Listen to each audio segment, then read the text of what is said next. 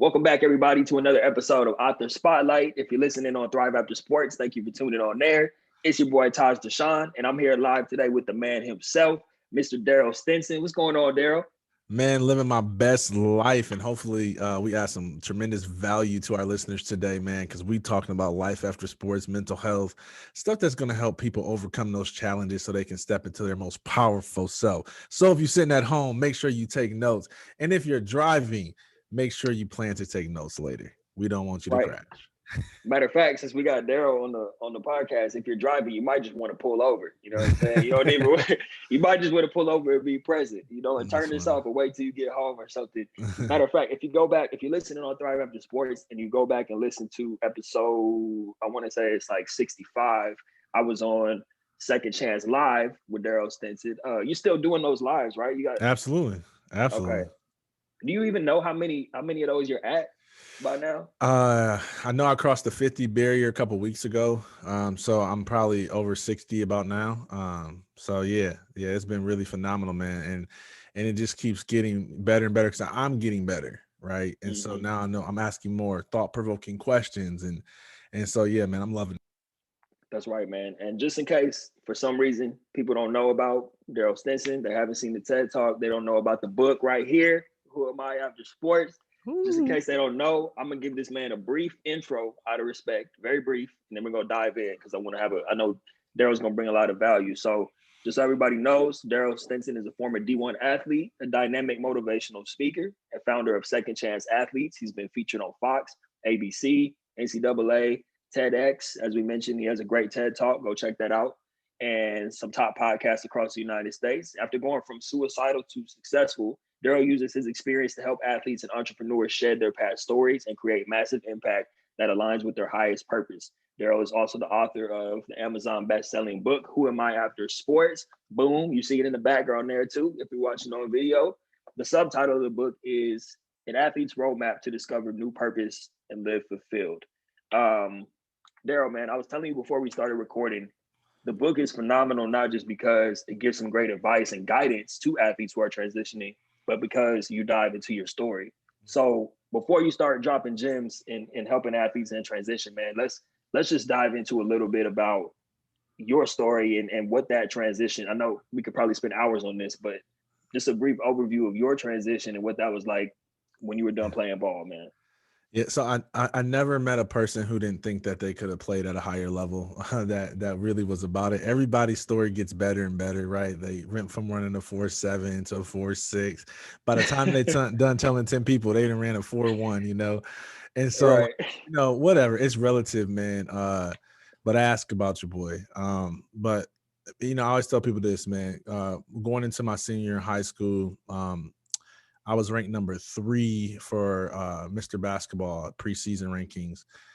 Number 1 was a man by the name of Draymond Green. And then I was number 9 in the Midwest for my position, defensive end in football. So I went to Central Michigan University to play both. Our coaches, you know, legendary coach Butch Jones, he's now at the University of Alabama. You know, they all said, Darryll, your talent, your height, your speed, your athleticism, it's not a matter of if you'll go to the league, it's just a matter of when. And so I got the big hit early. I burned my red shirt. And then, man, I had a severe abrupt back injury that caused me to have emergency surgery before my left leg went paralyzed. And that was a real pivot for me. Yeah, man. And you talk in the book about how at one point you knew your football career was over and you were still hanging on to, man, I might still be able to play basketball. You know, and that that I forgot I put that in the book, man. I told my business in that thing. No, but that jumped out to me because I think it really speaks to how difficult it is for athletes, for us as athletes, to like let go of that identity, you know. And I know you get into it in the book, but can you talk about what it was that had you reach that place of acceptance of, okay, I'm no longer an athlete, I have to start figuring out and mapping out a new path for myself? How did you get through that process? Well, as you know, I had to hit rock bottom. So I had to end up in a psychiatric unit inevitably from having multiple suicide attempts.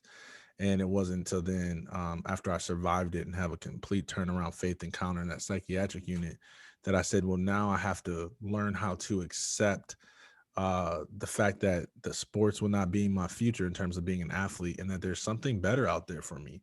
So it was hitting rock bottom for me. And then, I give a series of practices in the book. So how can an athlete get to a place of acceptance? One of the things I mentioned in the book is that you have to let go of your potential and start celebrating your accomplishments. So no more should have, would have, could have, right? And this is kind of how we opened up the episode, was like, everybody wants to tell you about their career and how awesome it is. And I'm all for celebrating the accomplishments, but it's when you're talking about your career because you're trying to affirm or validate an insecurity that you have. That's where it becomes dangerous, because you're really not living in acceptance. You're living in denial, and you're talking about something you have not achieved. And when you talk about potential, it creates regret, which is a negative energy.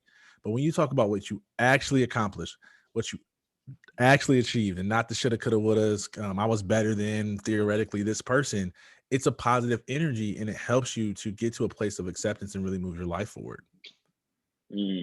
See, that's huge. So for anybody tuned in on Thrive After Sports, I want you to hear what this man is saying. If you find yourself, you're saying, man, I could have been this and I could have been that, really understand where that's coming from, and it's rooted in bitterness, and really lean into what Darryll is saying, and focus on your accomplishments and celebrate that instead of living in the shoulda, woulda, couldas.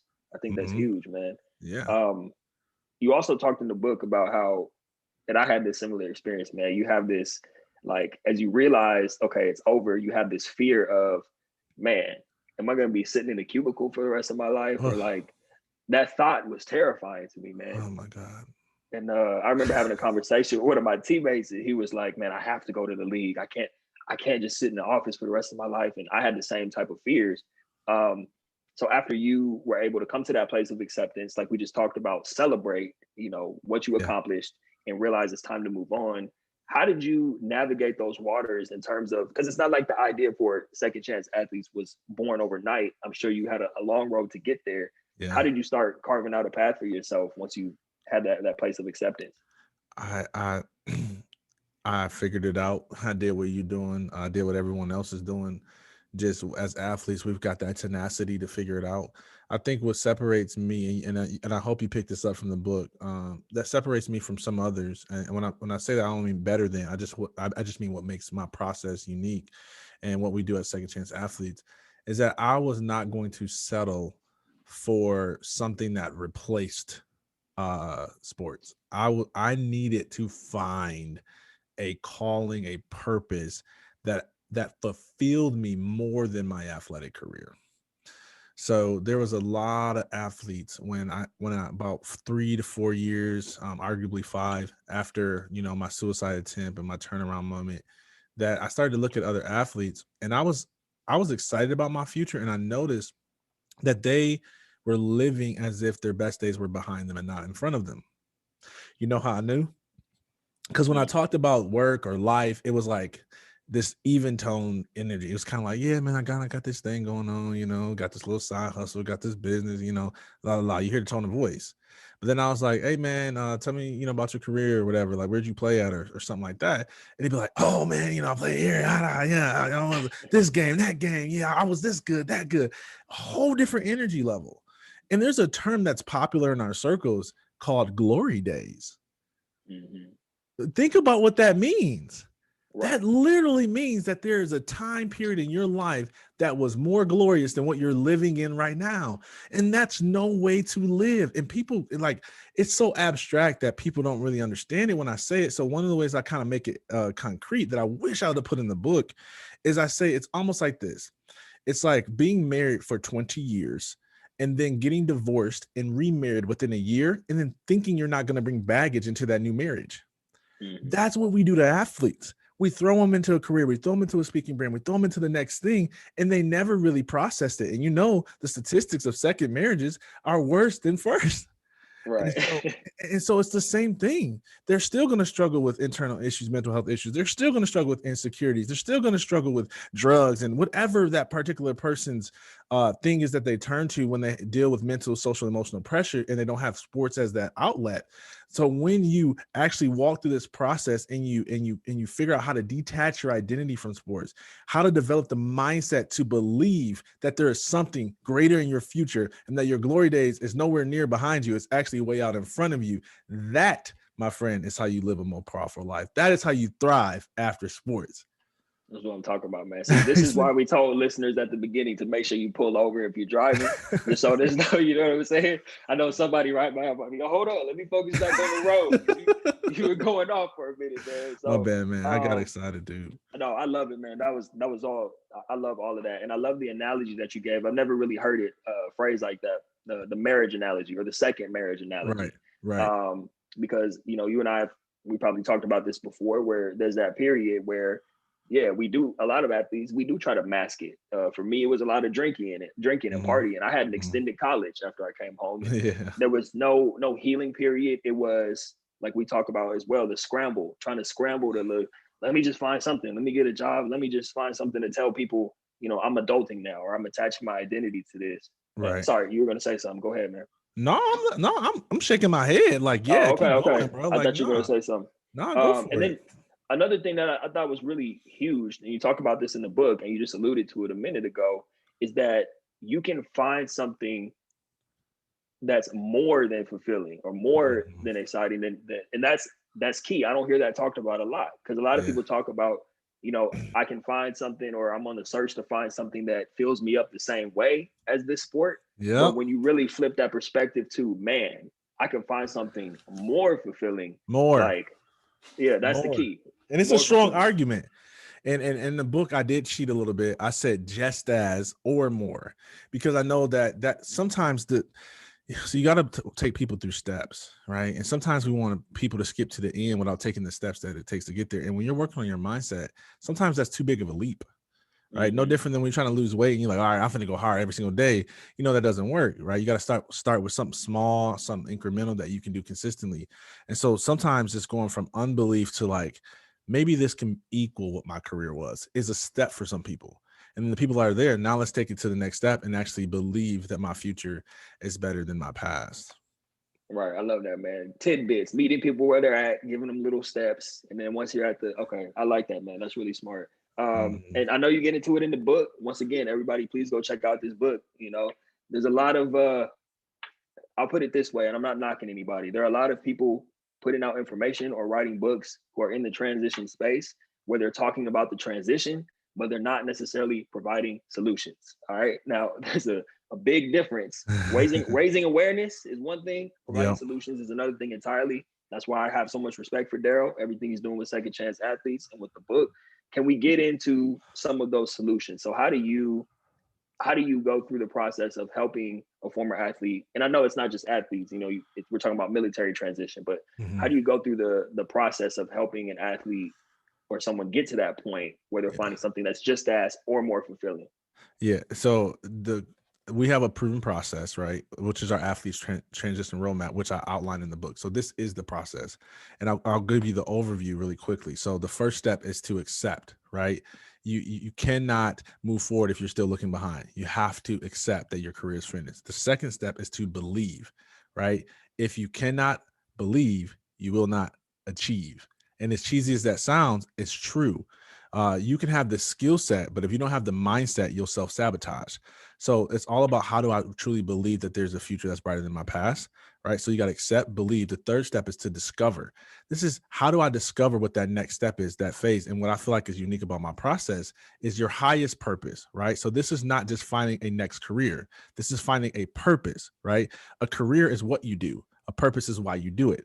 Okay. And it's not to leave a better legacy, and it's not to create a better family. No, your purpose should be as unique as you are.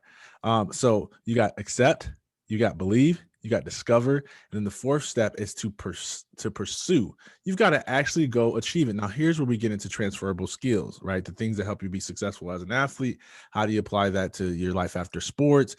Discipline, things that are going to help you, goal setting, time management, all that stuff that actually helps you achieve that goal and to reach an elite status again. And I think that's something athletes desire, is like, I don't want to go from the top to the bottom.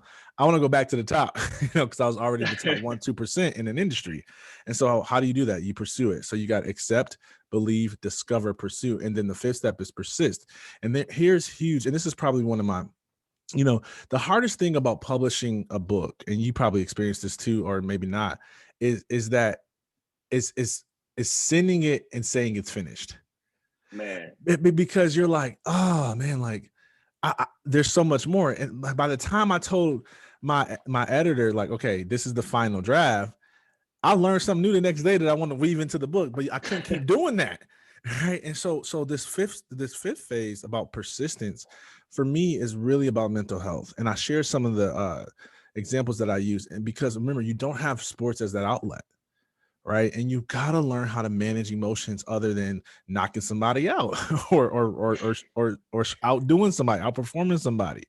And so that's really what the fifth chapter is about. And I wish I would put a little bit more of some things that I did mental health, but there's some great stuff in there. But that is the roadmap that we walk people through. So when they're ready to get coached at a high level, we take them through step by step this book. And we've got some additional resources on the back end that aren't in this book because you can't put everything.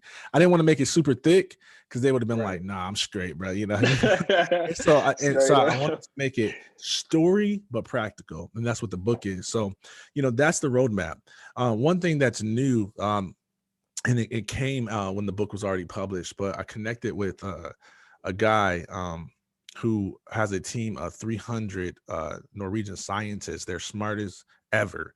And they have a tool that helps assess an athlete's on the field performance and after the game or off the field performance, and then also to assess their work-life balance. I took it. It's a phenomenal assessment. You know what was missing? Athletic identity. And so I told them about athletic identity. They literally wove it into their assessment and gave us access to the tool. So now we can be able to tell if an athlete's identity is too strong, is a technical term. I used to say high, but it's strong athletic identity. And if they have a strong athletic identity, that determines they're more probable to deal with addiction, alcoholism, violence, suicide, depression, those types of things. So I get asked all the time, as I'm sure do you, do you work with college, pro, Olympic athletes? Which one? To which I reply, it's not a level of athlete, it's a type, which is a strong athletic identity athlete. That's what our process really helps with, right? So if you feel like you got a more holistic version of your identity, we're probably not the best solution for you. But if you're like, man, I really can't see beyond sports, I really don't know beyond sports, I feel like we're the best solution for you. And so that is really where that comes into play. So which, like you said, man, that it occurs at all levels, even high school. There's guys I played with in high school, man, who still talk about the glory days, as you said. So and that actually leads perfectly into another question I wanted to ask you, because it's not just one level, right? And like we talked about at the beginning, I know you work with military, just people having challenges with their identities in general. So what's next? What's the future of, I'm gonna put myself on mute after I ask this question. My dog is going nuts. What is the future of second chance athletes and everything you got going on? Yeah, that's a good question, man. I can give you some theoretical ideas. I mean, even the military conversation is something that we're having, and we did talk to a representative of the Navy, and they wanted to partner with us to provide services to them and also to pitch, the Navy to our athletes. But that isn't something we've done yet. That's something that we're planning to do. But we've had some former veterans who have come into our ecosystem and we've been able to help them. But in terms of like an official contract with the government, we haven't got that yet. But that is something that I believe is in our future. I've been told that our process of transition applies to anyone in the season of transition. So we talked about expanding the brand from second chance athletes to being second chance entrepreneurs, second chance marriages, second chance CEOs, second chance, you name it. And so that it's more wide. I can see that happen. At first I used to be really resistant to it because I really want to just focus on athletes and I really don't know what it's like to be a second chance marriage. I hope I never have to know what that's like.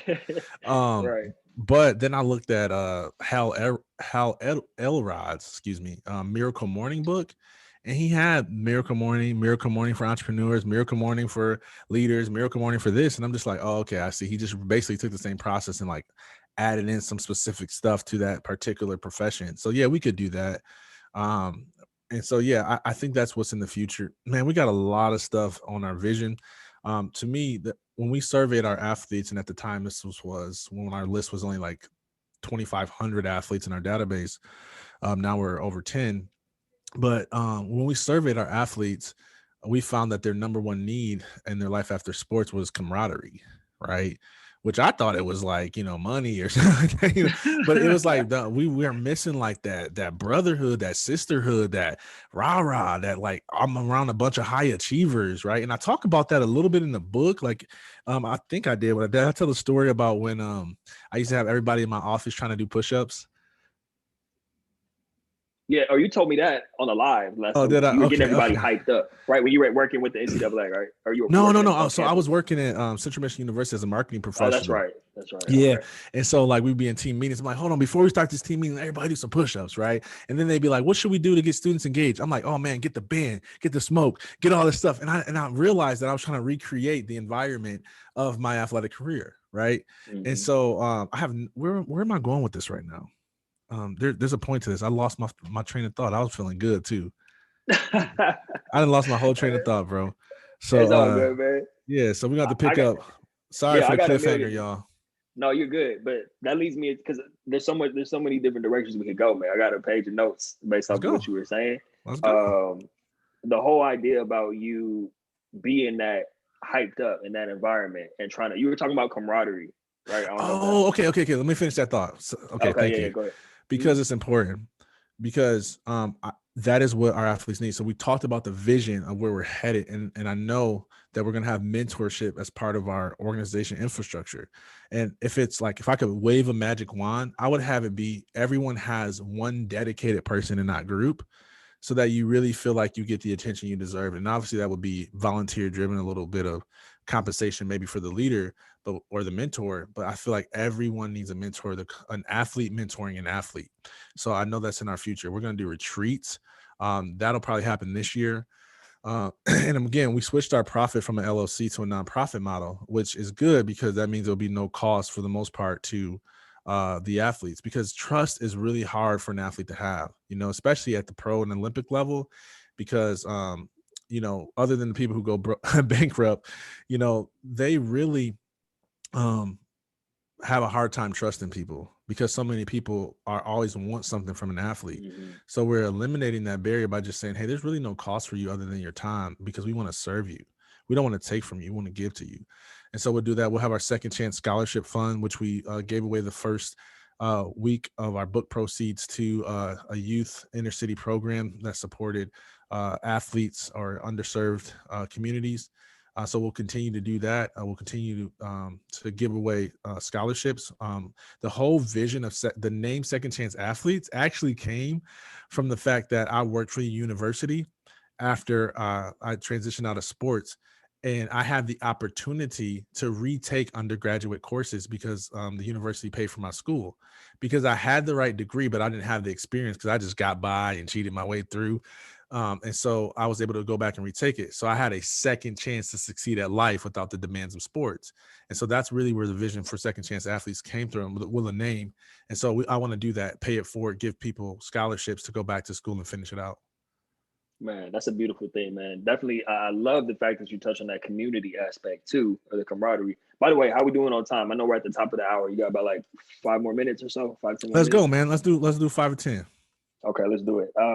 The community aspect is huge, man. And I love that like you said, you're creating that trust factor, not by, hey, here's this mastermind group or whatever it is you got to buy into, but hey, here's a community of other former athletes who are here and waiting and willing to serve. I think that's key, man. I was having a conversation this morning with somebody who was saying something similar. We go from being part of that tight-knit group with our teammates, no matter what sport you played, to you're out in the world trying to figure it out, struggling with all these things that you don't know how to express and trying to map it out. So for you to be able to create that, almost like that way athletes can have a soft landing, you know, and know that there's a community they can rely on, which is huge, man. Yeah. And that's the most, honestly, that's the big, if anybody has, yeah, go ahead. No, I was gonna say, if anybody has a solution, hit us up, because we've tried a few things and had some success, but it ain't taking off like I want. Because here's what we ran into, man, is that people, the sports realm is built off of competition. So like we literally had a group, and there was like, for instance, somebody from like Michigan State and Michigan. Well, that's a big rivalry. So like that is embedded in them. I'm like, y'all don't even play no more. And y'all still like, oh, we don't mess with y'all Michigan. And I'm like, nobody cares. This is like, we're talking about business, not Michigan versus Michigan State. And so like we ran into that. And then the pride of an athlete, right? Your school's better than my school. You can't talk to me if I'm a pro and you a college. You can't talk to me if you a swim and I'm a football. And it's like, get all that stuff out of here. We on one team, on one accord, heading in the same direction. So we ran into some challenges with that. So if anybody has a solution, hit your boy up, because we want to be a part of that solution. Yeah, man. I think that the pride, I'm not even going to get into the rivalries and the competition, but just the pride in general of athletes, that was something that held me back for years, man. Whether it was pride just about admitting that I was going through something, or pride to reach out, or pride to, being too proud to accept help from someone else, man. So I think it's probably a good time for you. Like, can you give some advice to athletes who are too proud to show that they're going through something, or too proud to take a hand from someone who's extending them an olive branch and say, hey, we can help you out? Like, what advice would you give to those prideful folks, man, those prideful athletes out there? Pride is the only disease known to man where everybody else knows you have it except for you. So the question is, ask someone around you, hey, do you see pride showing up in my life? And they'll be able to tell you, because it's really hard to detect yourself, because I don't think anyone's like intentionally being prideful.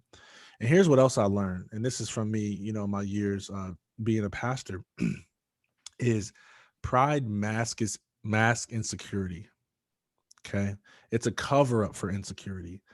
And well, here's why that's important. And this will help anyone who coaches others, because when you're dealing with pride, the initial response is usually to fight fire with fire, right? Like, I'm gonna tell them how it is because they got a big head or a big ego. But the problem is that you cannot fight pride with fire. You have to actually fight it with water, because it's really masking an insecurity, right? So I'll give you an example. I do addiction recovery ministry because of my story. So we got 12 different partners here in Gwinnett County. And a lot of times I get people straight out the street, straight out the prison, straight out the jail. The court mandated, excuse me, into a program. And I can tell, when I'm sharing and everything, because I don't have like the street cred anymore, I guess. Like, they kind of looking at me like, this brother don't know what he's talking about, right? And so I used to get mad and like go at him and like start bragging about the past and how I used to do this and that and that and that. I'm from the hood, and all of that. And it never really worked, right? And then I realized something, that the reason why they won't let me in or let me speak into their life is because they don't think they're worthy. They don't think they're loved. They don't think they're of value. Right? They mask that with insecurity, because it's easier to say, man, I don't care what that brother's saying, I don't care what that sister's saying, than it is to say, I'm hurt, I'm broken, I feel unlovable. Right? My mentor, Les Brown, told me this. He said, never tell a story without making a point, and never make a point without telling a story. So one quick story here is, I was literally in a meeting this past week, and there's a dude from the street, and I shared this pride insecurity thing, right? So he said, man, when you said it, I thought I was pride, but I guess you said I'm insecure. So he said, I really don't know. I really don't know what that is. I said, so, what are you afraid of? What do you feel scared to say? What's your insecurity? And he was like, yeah. I was like, no, I'm literally asking you right now. And he started talking, kind of rambling on, because, when you don't know the answer, you just kind of ramble on. And then he finally says, well, I guess, since I've done so much bad in my past, I feel like I haven't forgave myself. And if people really know what I did, they wouldn't really rock with me. They wouldn't really love me. So I said, so you mean to tell me you feel unlovable? This dude was 6'3", 300 pounds. He was in tears, because he had never discovered that that's what it really was. It wasn't pride. It was that he felt like he was unlovable. And so then I was in the room. This was so powerful, right? So I said, okay. I said, how many of you in this room, raise your hand if you know that he did drugs? Everybody raised their hand, right? I said, how many of you knew prior to this moment that he felt unlovable? Nobody raised their hand. I said, how many of you, now knowing that he feels unlovable, would have something positive to say to him? Half the room raised their hand. I said, say it. And one by one, they started to tell him, man, I see you. You're powerful, man. I see you as a leader, man. I see you as an entrepreneur one day, man. I see you as a person who will be a great father, a great husband. And he was just in tears. Mm.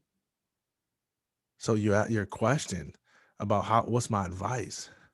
My advice to you, if you're struggling with pride, ask somebody and let somebody in. And that's my way of telling a story and then making a point. Boom.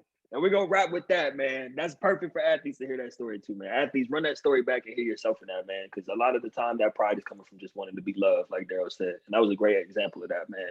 With that being said, man, thank you for your time today. Thank you for coming on and sharing. Thank you for the amazing work that you do in the world. Yeah. Please tell people how they can follow up with you, get in touch, find out about more of these services, get the book, tune in with, Second Chance Live, all that good stuff, man. Yeah, I'm gonna do 2 call to actions, even though all of my brand managers tell me to stop doing that.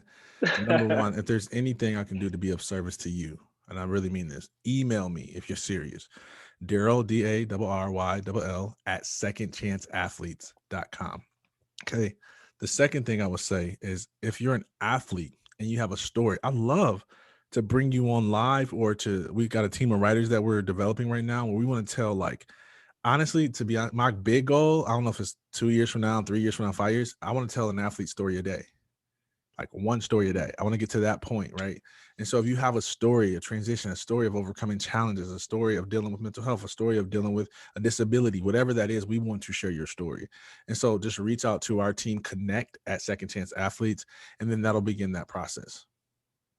There it is. There you have it, folks. Man, Darryll, I can't thank you again for coming on today and sharing, man. This has been awesome. I'm excited to listen back to this episode, man. This Thanks, is gonna be man. dope. I'll make sure I get you all the info. Folks, this has been another great episode of Author Spotlight and Thrive After Sports with Darryll Stinson. Thank you for tuning in. Go get in touch with this man, show him some love, support what he's doing, tap in with the content, and we'll see you next time. Peace, Darryll.